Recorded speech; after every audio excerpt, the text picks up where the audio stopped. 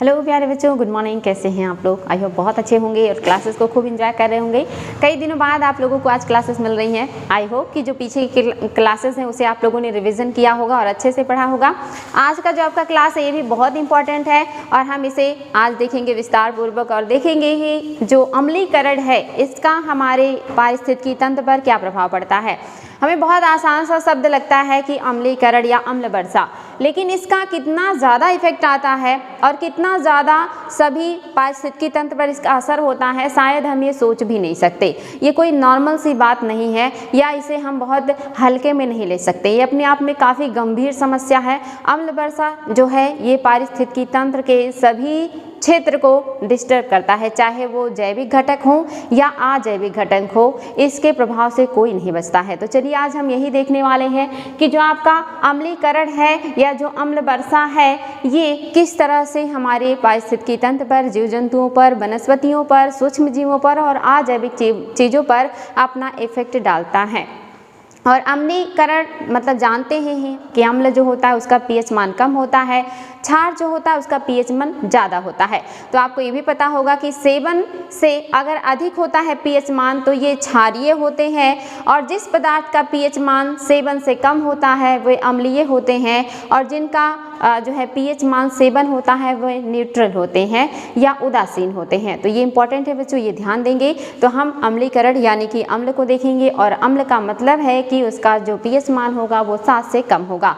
और जो हमारा पानी है, वर्षा जो होती है, जब पानी का पीएच मान जो है 7 के नीचे आ जाए, यानी कि आप 5 से 6 की बात करेंगे, अगर इसके बीच में हो जाता है तो इसे हम अम्लीय वर्षा कहते हैं। यानी कि अगर इस तरह का जो पानी बरस रहा है जिसका पीएच मान 7 से कम है तो ये अम्ल वर्षा कहलाता है। तो इम्पॉर्टेंट है बच्चों, हम यही देख रहे हैं कि अम्ल वर्षा, एसिड रेन, वर्षा जल में अम्लों की बड़ी मात्रा या उपस्थिति को अम्ल वर्षा कहते हैं। जब वायुमंडल की नमी के साथ सल्फर एवं नाइट्रोजन के ऑक्साइड प्रतिक्रिया करते हैं तो इसका निर्माण होता है।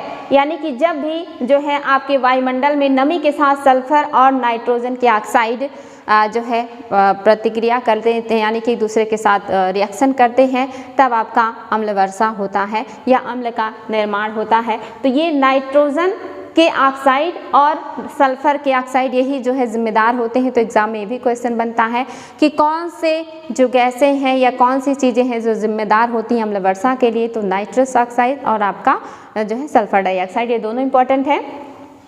तो इसका निर्माण होता है ऐसी वर्षा जिसका पीएच मान 5 से 6 या 5.6 से कम हो, अम्ल वर्षा कहलाता है। यानी कि जब जल का जो पीएच मान है वो 5.6 से कम हो जाता है तब ये अम्ल वर्षा कहलाता है। और इसके घटक कौन से हैं तो आप देखेंगे नाइट्रोजन डाइऑक्साइड और सल्फर डाइऑक्साइड, इन्हीं दोनों की वजह से अम्ल वर्षा होता है और ये काफ़ी घातक होता है। और भी आगे देखते हैं अम्ल वर्षा हेतु उत्तरदायी यौगिकों के जो स्रोत हैं वो क्या क्या हैं, जो अम्ल वर्षा के लिए जिम्मेदार होते हैं उनको हम देख लेते हैं। तो इसमें आप देखेंगे अम्लीय गैस जिसमें आपका है सल्फर। सल्फर जो है ये प्राकृतिक रूप से कहाँ से निर्मित होता है और मानवीय स्रोत कौन कौन से हैं, ये एग्जाम में बहुत ज़्यादा बनता है कि सल्फर का जो उत्सर्जन है वो प्राकृतिक रूप से कहाँ से होता है या मानव निर्मित कौन सी क्रियाएं हैं जिनसे सल्फर का उत्सर्जन होता है। पहले तो ओवरऑल आ जाता था कि कहाँ से होता है, तो उसमें मानव निर्मित और जो प्राकृतिक है दोनों आ जाते थे। लेकिन अभी एग्ज़ाम में और भी डीप क्वेश्चन आने लगे हैं, तो यहाँ पे प्राकृतिक और कभी कभी मानव निर्मित पूछ लेता है, जहाँ पे आपको ऑप्शंस दोनों दिए रहेंगे और एलिमिनेट करके प्राकृतिक को अलग करना होगा। तो देख लेते हैं बच्चों कौन कौन से हैं। तो आपका सागर, सागर भी क्या होता है, अम्ल का एक स्रोत है। इसके अलावा ज्वालामुखी उद्गार, ज्वालामुखी उद्गार से आप देखते हैं जो है विभिन्न प्रकार की गैसें, जलवाष्प, धूलकण, ऐसे बहुत सारी चीज़ें निकलते हैं। तो ज्वालामुखी उद्गार से भी सल्फर निकलता है। मृदा में जैविक प्रक्रिया जैसे कार्बनिक पदार्थों का अपघटन, जब कार्बनिक पदार्थों का अपघटन होता है जिनमें जान होती, चाहे वो जीव जंतु हो, मनुष्य हो या पेड़ पौधे, जब इनका अपघटन होता है तो सल्फर निकलता है, रिलीज होता है। मृदा में जीवाणुओं की क्रिया द्वारा और प्लैंकटन एवं वनस्पतियों के सड़ने से, इन सभी के द्वारा जो है प्राकृतिक रूप से जो सल्फर है ये हमारे वायुमंडल में उपस्थित होता है या निकलता है। अब देख लेते हैं मानव निर्मित कौन सी क्रियाएं हैं जिनकी वजह से सल्फर का उत्सर्जन होता है। इसमें है आपका कोयले का जलना, सबसे बड़ा जो मानव निर्मित स्रोत है वो है कोयले का जलना। यहाँ से सबसे ज़्यादा सल्फर का उत्सर्जन होता है, ये जरूर याद रखेंगे। उसके बाद आपका है पेट्रोलियम पदार्थ। जो पेट्रोलियम पदार्थ हैं ये सल्फर उत्सर्जन में आप देखेंगे 30% का योगदान देते हैं और 60% का जो योगदान है वो अकेले कोयले के जलने से होता है। शुद्ध धातु जैसे आयरन एवं स्टील प्राप्त करने हेतु धात्विक सल्फाइड अयस्कों को गलाना, कच्चे तेल के परिशोधन से, यानी कि जो भी चीज़ें हम अपने धरातल से प्राप्त करते हैं जैसे लौह अयस्क हो गए या अन्य धातु हो गए, वो शुद्ध रूप में नहीं होते, वो अयस्क के रूप में होते हैं। उन्हें हम जब बाहर निकालते हैं तो उनमें फिल्टर किया जाता है, उनको फिल्टर करके उनकी जो अशुद्धियाँ होती हैं उसे बाहर निकाला जाता है या पृथक किया जाता है और शुद्ध चीज़ों को प्राप्त किया जाता है। तो ये आपका कहलाता है परिशोधन और इससे भी सल्फर का उत्सर्जन होता है। साथ ही आप देखेंगे कि जो आपका जितने भी रासायनिक और उर्वरक होते हैं इनके उद्योग धंधों से भी आपका सल्फर उत्सर्जन होता है, क्योंकि जो हमारे रासायनिक खाद होते हैं या कीटनाशक होते हैं, साथ ही जितने भी आपके उर्वरक हैं इनके उत्पादन में फैक्ट्री में बहुत सारी जो है चीज़ों का उपयोग किया जाता है जहां से सल्फर का उत्सर्जन होता है। तो ये पॉइंट्स भी इम्पॉर्टेंट है। ये सारे जो हैं सल्फर के उत्पादन के लिए या सल्फ्यूरिक अम्ल के उत्पादन के लिए उत्तरदायी हैं। ये सारे मानव निर्मित काम हैं जिसमें से कोयला जलाना, पेट्रोलियम का जलना और उर्वरकों का उत्पादन, साथ ही ऐसे बहुत सारे जो घटक हैं ये शामिल हैं। तो इम्पॉर्टेंट है बच्चों, ये दोनों याद रखेंगे, प्राकृतिक में कौन से हैं और मानव निर्मित में कौन से घटक शामिल हैं। नेक्स्ट है आपका नाइट्रोजन। नाइट्रोजन के ऑक्साइड भी अम्ल वर्षा के लिए जिम्मेदार होते हैं और इसमें प्राकृतिक क्या है, आकाशीय विद्युत। जो आकाशीय विद्युत है जब गरजता है तब भी नाइट्रोजन के जो अणु होते हैं ये टूटते हैं और ये एक तरीके से जिम्मेदार होते हैं नाइट्रोजन बनने के लिए। दूसरा है ज्वालामुखी उद्गार। ज्वालामुखी उद्गार से मैंने आपको बताया कि बहुत सारे गैसें रिलीज होती हैं जिसमें नाइट्रोजन भी है और साथ ही जैविक गतिविधियाँ, यानी कि आप जानते हैं नाइट्रोजन को जो है जो जीव जंतु होते हैं वो भी ग्रहण करते हैं, पेड़ पौधे भी ग्रहण करते हैं, तो इनसे भी क्या होता है, नाइट्रोजन रिलीज होता है। इसके अलावा जो आपके मानव निर्मित स्रोत हैं वो कौन से हैं, तो वनाग्नि। जब वनों में अग्नि यानी कि आग लगता है और ये घटनाएं आप देख रहे हैं आप दिनों दिन बढ़ती जा रही है, बहुत ज़्यादा जंगलों में आग लगने लगे हैं और इस तरह की जो घटनाएं हैं बड़े पैमाने पे कार्बन, नाइट्रोजन, सल्फर और अन्य गैसों के उत्सर्जन के लिए जिम्मेदार होते हैं। तो मानव निर्मित में आपका जो वनाग्नि है यानी कि फॉरेस्ट फायर भी है, तेल, कोयला और गैस का दहन है, यानी कि जीवाश्म ईंधनों का अगर दहन होगा तो इनसे बड़े पैमाने पर इस तरह के गैसों का उत्सर्जन होता है जो अम्ल वर्षा या एसिड रेन के लिए जिम्मेदार होते हैं।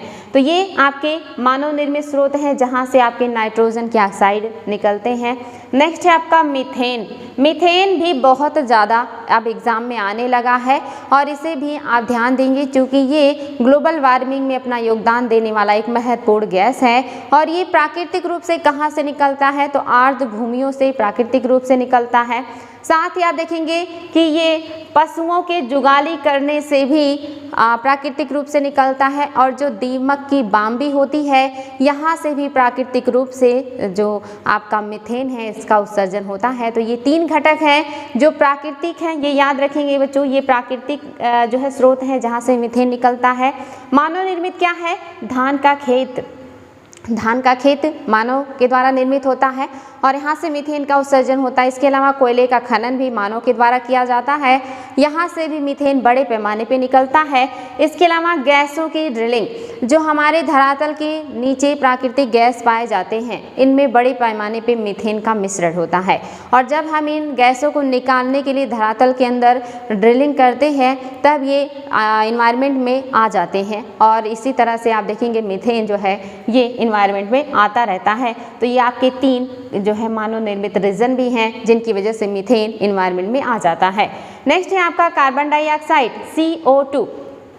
ये प्राकृतिक कौन से स्रोत हैं, याद रखेंगे बच्चों, श्वसन, जो मनुष्य श्वसन करता है, जो वनस्पतियाँ, पेड़ पौधे, जो जीव जंतु श्वसन करते हैं। तो श्वसन के दौरान आपको पता है कि हम कार्बन को निकालते हैं और ऑक्सीजन को एब्जॉर्ब करते हैं। तो ये बड़े पैमाने पर जिम्मेदार होता है कार्बन को इन्वायरमेंट में लाने के लिए।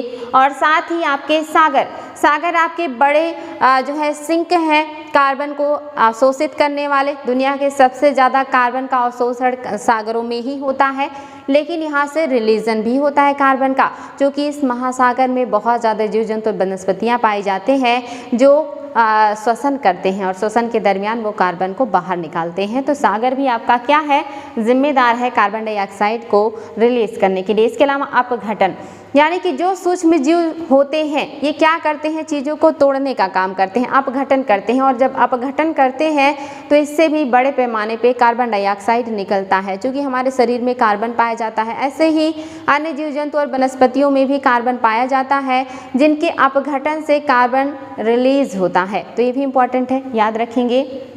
इसके अलावा है आपका प्राकृतिक या मानव निर्मित कौन से स्रोत हैं जिनसे कार्बन उत्सर्जन होता है, तो इसको भी देख लीजिए। जीवाश्म ईंधनों के जलने से, जीवाश्म ईंधनों का जलना सबसे ज़्यादा घातक है। जितने भी हानिकारक गैसें हैं इनका उत्सर्जन जीवाश्म ईंधनों के दहन से होता है और ये सबसे ज़्यादा योगदान देते हैं इन गैसों के उत्सर्जन में। इसलिए जीवाश्म ईंधनों का दहन जहाँ आ जाए वहाँ पे तो आप ज़रूर टिक कर दीजिएगा। नेक्स्ट है औद्योगिक प्रक्रिया द्वारा जो भी चीज़ें, जैसे कि औद्योगिक प्रक्रिया में क्या होता है, जैसे सीमेंट उत्पादन और इसके अलावा और भी बहुत सारी चीज़ों का उत्पादन किया जाता है, जिसकी वजह से कार्बन डाइऑक्साइड का एक तरीके से कहिए कि उत्सर्जन होता है। और इसके अलावा वनों उन्मूलन, जो हमारे वन हैं ये बड़े पैमाने पे कार्बन को अवशोषित करके अपने अंदर रखते हैं, भोजन बनाने का काम करते हैं, साथ ही ये सिंक है कार्बन के को सोखने का।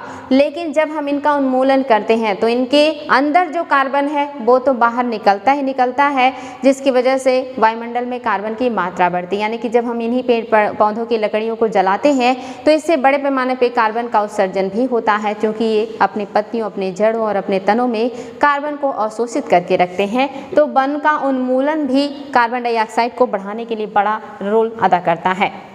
नेक्स्ट है कार्बन मोनोऑक्साइड। कार्बन मोनोऑक्साइड, जब भी हमारे जो जीवाश्म ईंधन है या जो भी चीज़ें हैं जब उनका पूर्ण दहन नहीं होता तब कार्बन मोनोऑक्साइड का उत्सर्जन होता है या कार्बन मोनोऑक्साइड उत्सर्जित होता है, जिसमें आप देखेंगे कि जो प्राकृतिक रूप से है वो जीव जनन है और इसके अलावा आप देखेंगे ज्वालामुखी है, ज्वालामुखी से भी कार्बन मोनोऑक्साइड निकलता है। मानव निर्मित कौन कौन से स्रोत हैं, ये बहुत ही इंपॉर्टेंट है, एग्जाम में ये बहुत बार आ भी चुका है।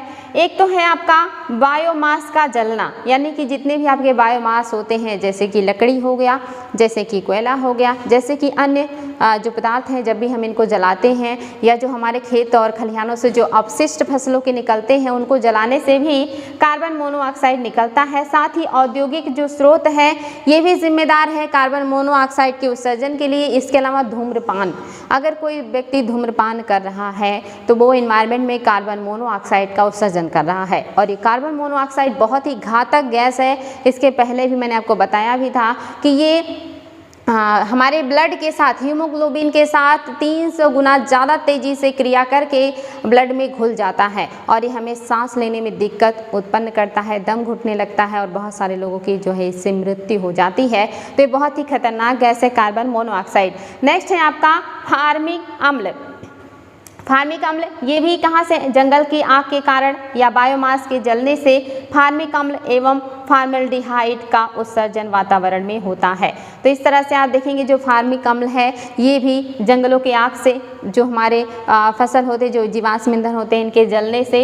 इसके अलावा जो आपका देखेंगे कि इन्हीं सारी चीज़ों से मोस्टली, जैसे जंगल की आग हो गया, आपके बायोमास के जलने से फार्मिक अम्ल का उत्सर्जन होता है। तो ये इंपॉर्टेंट है बच्चों। नेक्स्ट है आपका अमोनिया। अमोनिया जो है ये कृषि कार्य से माना जाता है, क्योंकि कृषि में हम बड़े पैमाने पे नाइट्रोजन को मिलाते हैं खाद के रूप में और ये आगे चल करके अमोनिया में परिवर्तित होता है, या कृषि में अमोनिया का जो उपयोग किया जाता है ये हमारे लिए बहुत ही घातक होता है। एनवायरनमेंट में अमोनिया के उत्सर्जन को या दर को बढ़ाता है। तो ये सारी चीज़ें डायरेक्ट इनडायरेक्ट वे में अम्ल वर्षा के लिए जिम्मेदार होती हैं, जिसमें सबसे ज़्यादा आपका सल्फर के और नाइट्रोजन के ऑक्साइड होते हैं। अन्य गैसों का भी योगदान होता है।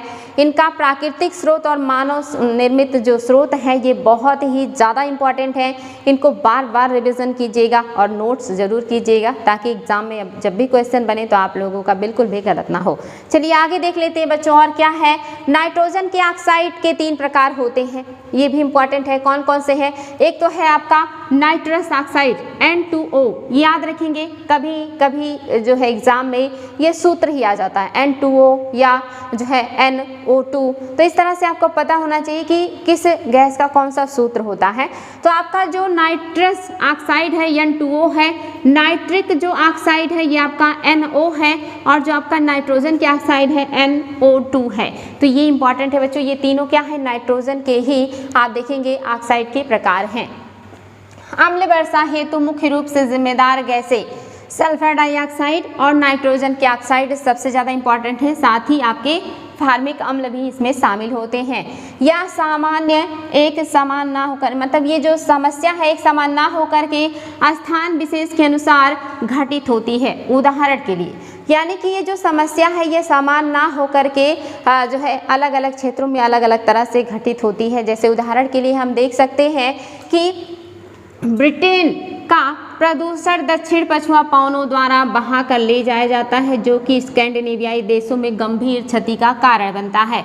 जो ब्रिटेन है, जो आपका यूनाइटेड किंगडम है, आप जानते हैं एक द्वीपीय देश है, और यहाँ पर औद्योगिकरण बहुत पहले हो गया था, यानी कि यहाँ के एनवायरनमेंट में आज भी जो आपके एसिड है इसकी उपस्थिति बहुत ज़्यादा है, सल्फर नाइट्रोजन की ऑक्साइड की उपस्थिति बहुत ज़्यादा है, जो कि अम्ल वर्षा के लिए जिम्मेदार होते हैं। और जब वहाँ पर दक्षिण पश्चिम पछुआ पवनों का जो है एक तरीके से विस्तार होता है, जैसे आप देखेंगे तो मान लीजिए यहाँ पे यूनाइटेड किंगडम है और इधर है स्कैंडिनेवियाई देश आपके जो है नॉर्वे, स्वीडन और जो है फिनलैंड। और जब दक्षिण पछुआ पवनें आती हैं और यूनाइटेड किंगडम के ऊपर से प्रवाहित होती हैं, तो यहाँ का जो सल्फर है और नाइट्रोजन है उसको ये बहा के ले जाती हैं, और ये नॉर्वे वगैरह में बहुत ज़्यादा सल्फर अम्ल वर्षा के लिए जिम्मेदार होती है। यानी कि उत्सर्जन तो यूनाइटेड किंगडम करता है, लेकिन इसका इफेक्ट ज़्यादा देखने को नॉर्वे, स्वीडन और फिनलैंड में मिलता है।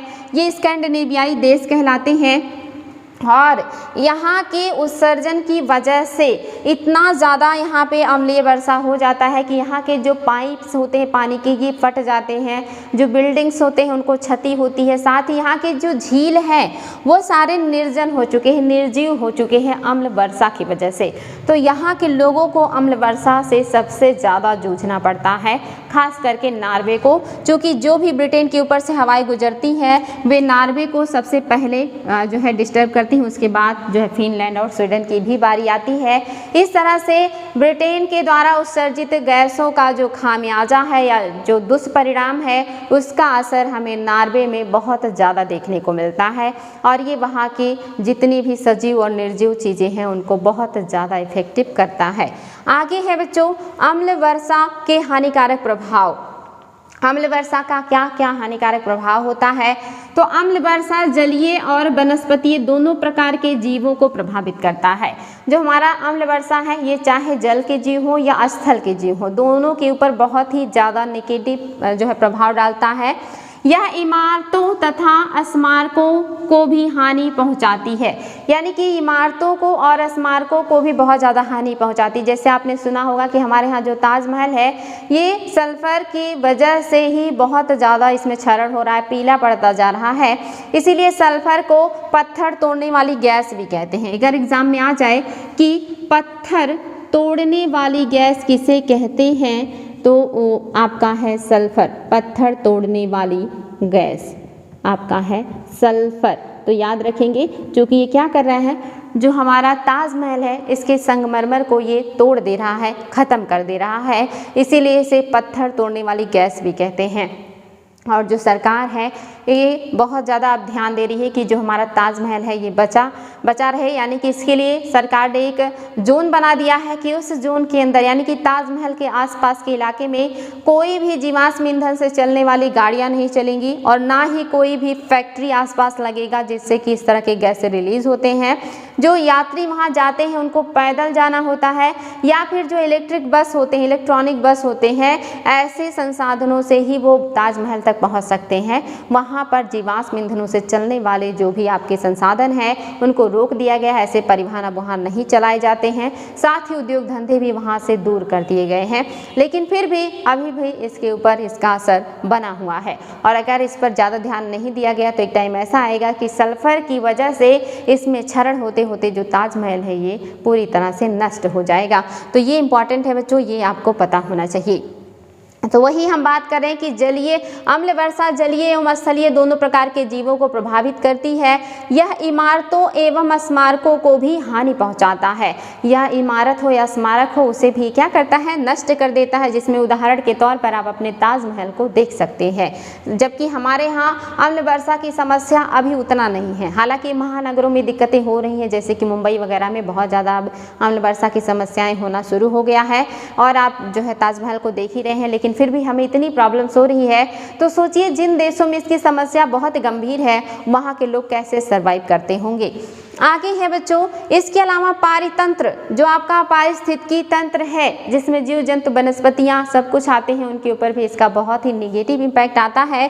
साथ ही जो मृदा है, कृषि है, पाइपलाइन है, इन पर भी इसका बहुत ज़्यादा जो है असर आता है। भूमिगत जल स्रोत आदि पर भी नकारात्मक प्रभाव पड़ता है। झीलों, नदियों, खाड़ियों, तालाबों और जल के अन्य निकायों पर भी इसका बहुत ही ज़्यादा हानिकारक प्रभाव होता है। मैंने आपको जैसे बताया कि जो नॉर्वे, स्वीडन यहाँ के जो भी झील हैं ये निर्जीव हो चुके हैं, क्योंकि पानी में इतनी ज़्यादा अम्ल की मात्रा हो गई है। और अम्ल मतलब जानते हैं आप, तेजाब जो किसी भी चीज़ को जला देती है। तो यहाँ जो आप देख रहे हैं अम्ल आपके पारिस्थितिकी तंत्र के सभी घटकों पर अपना निगेटिव प्रभाव डाल रही है।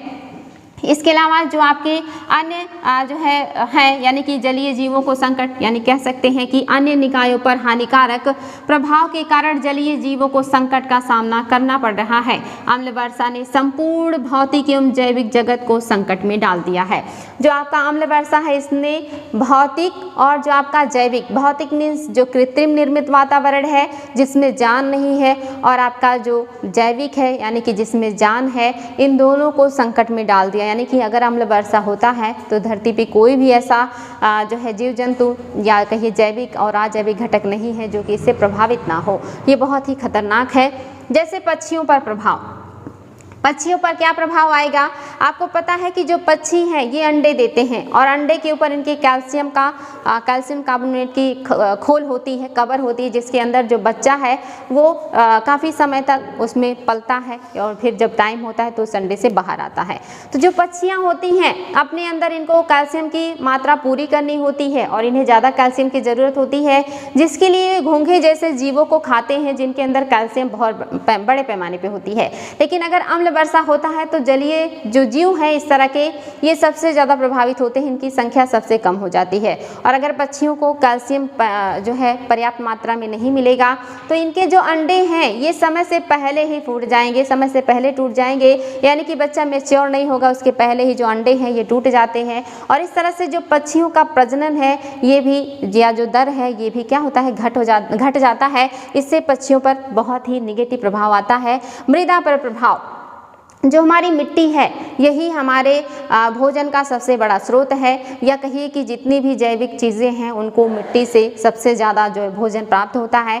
तो मिट्टी में हमारे विभिन्न तरह के आप देखते हैं कि आयन पाए जाते हैं, विभिन्न तरह के खनिज लवण पाए जाते हैं जिनमें प्लस और माइनस का संबंध होता है और प्लस और माइनस की वजह से ये अपने आप को एक दूसरे से बांधे रहते हैं। इनके बीच जो जोड़ होता है या जो कहिए अट्रैक्शन होता है ये मजबूत रहता है और इसकी वजह से जो मिट्टी की खनिज पदार्थ हैं, जो पोषक तत्व हैं वो मिट्टी के ऊपरी लेयर में पाए जाते हैं, चूँकि एक दूसरे के साथ प्लस माइनस की वजह से एक दूसरे को पकड़े रहते हैं, जोड़े रहते हैं।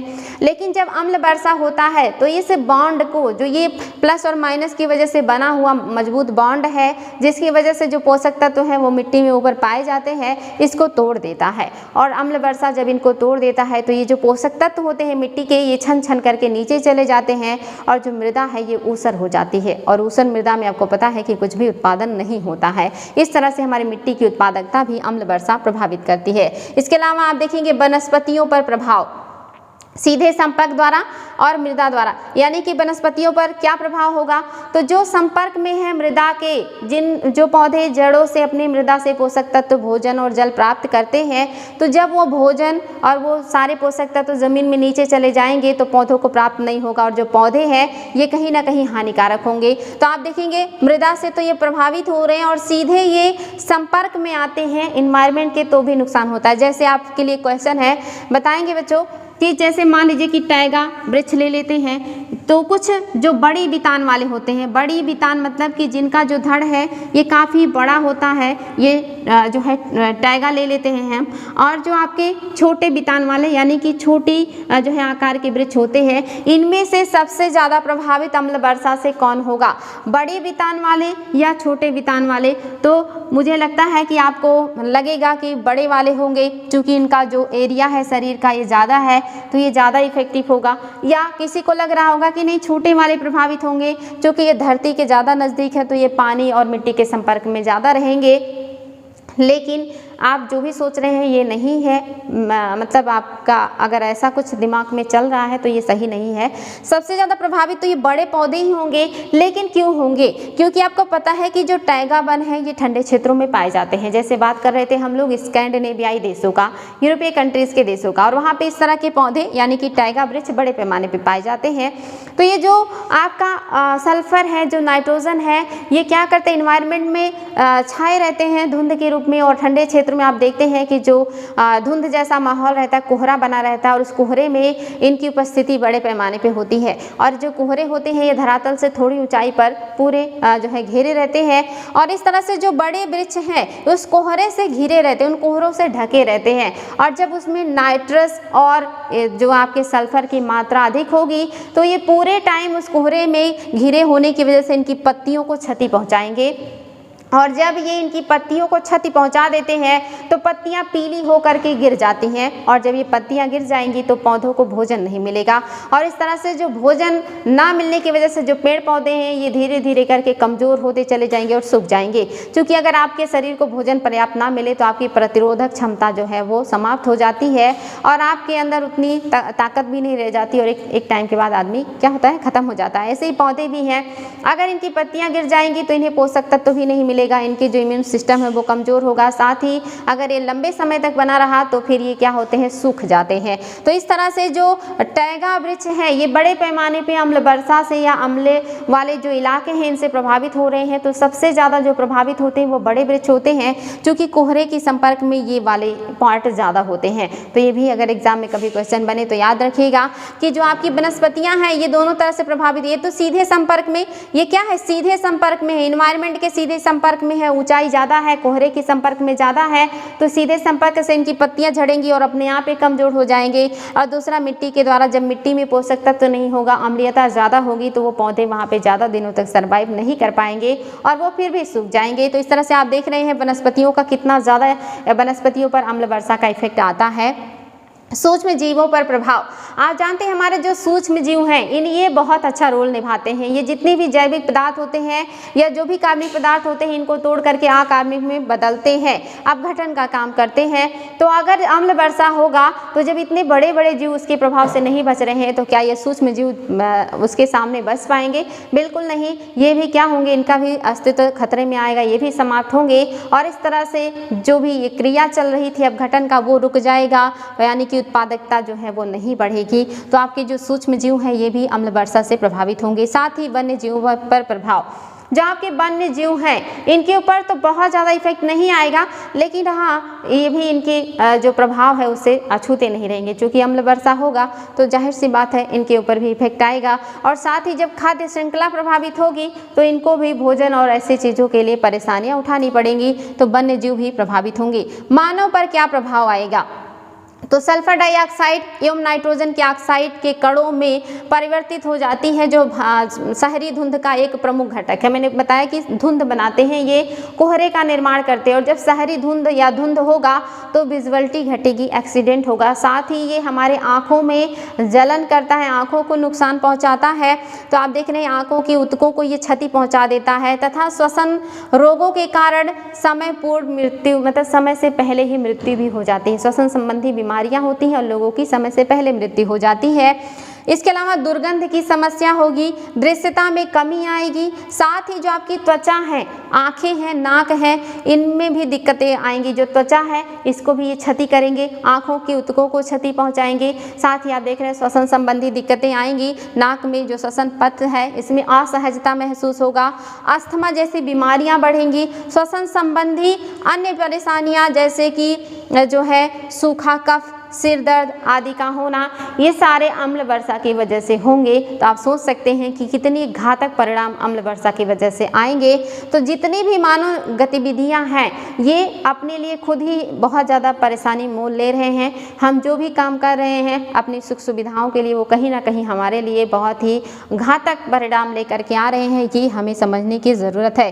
कुछ प्रत्यक्ष प्रभाव और क्या आएंगे, ब्रोंकाइटिस जैसी बीमारियां होंगी, पल्मोनरी एम्फीविसेना आदि बीमारियां भी जो आपके होंगे, जो प्रत्यक्ष रूप से प्रभावित करेंगे।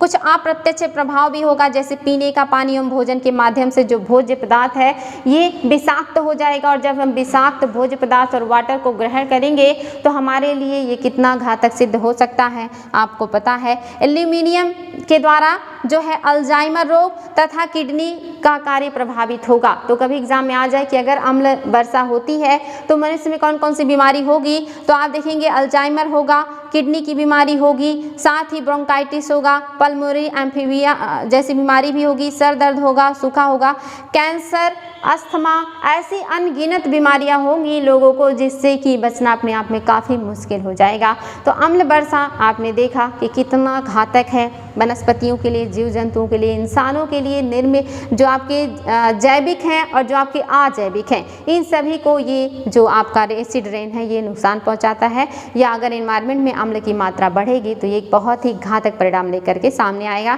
तो आज के लिए बच्चों इतना ही। आई होप आज का चैप्टर आप लोगों को समझ में आया होगा, और अगर यहाँ से एग्जाम में क्वेश्चन बनेगा तो आप इसको बड़े आसानी से सॉल्व कर लेंगे। आज के लिए इतना ही, फिर हम कल मिलेंगे नए टॉपिक के साथ। Thank you.